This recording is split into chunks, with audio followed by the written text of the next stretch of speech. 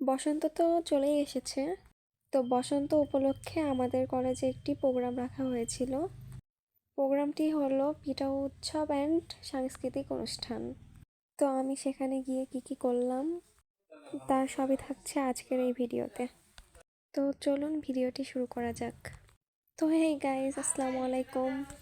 My name is Farzana তুলি and welcome to my new video.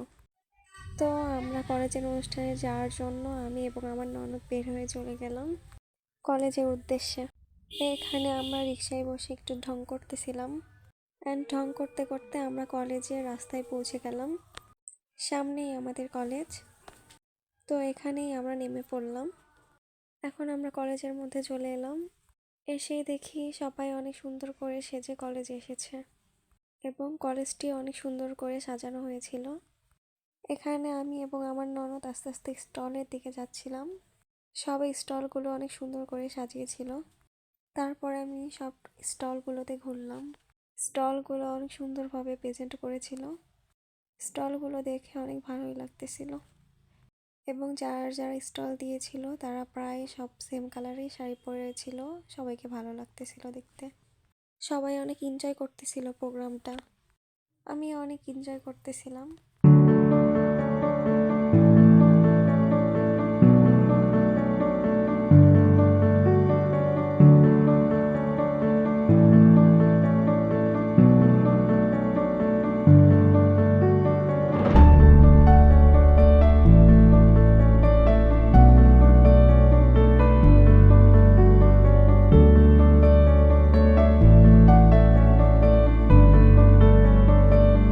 এখানে আমার ফ্রেন্ডের জন্য অপেক্ষা করতে করতে বোর হয়ে গেছিলাম জন্য আমি এবং আমার ননদ একটু আইসক্রিম খাচ্ছিলাম এবং আইসক্রিম খেতে খেতে আমার ফ্রেন্ড চলে আসলো। তারপরে আমরা সবাই মিলে একটু স্টল ঘুরলাম। স্টল ঘুরতে ঘুরতে দেখি এখানে প্রায় সাংস্কৃতিক অনুষ্ঠান শুরু হয়ে গিয়েছে। তাই জন্য আমরা স্টেজের সামনে গিয়ে বসলাম। এখানে যারা যারা স্টল দিয়েছিল তাদের সকলকে পুরস্কার বিতরণ করা হচ্ছিল। আমরা এগুলো সবাই দেখতেছিলাম। চমৎকার উপস্থাপনা করেছেন। ধন্যবাদ জানাই বিভাগীয় প্রধান সংশ্লিষ্ট স্যারদের, যারা এত সুন্দর উপস্থাপনা করে রানী ভবানী সরকারি মহিলা কলেজের পিঠা উৎসবকে সার্থক করে।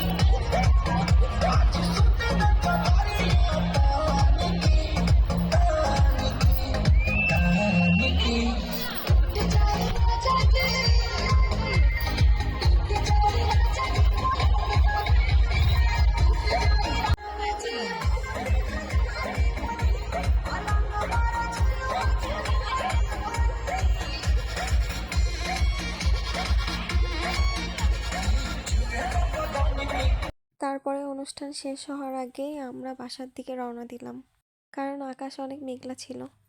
তাই আমরা আর দেরি না করে কলেজ থেকে বের হয়ে গেলাম।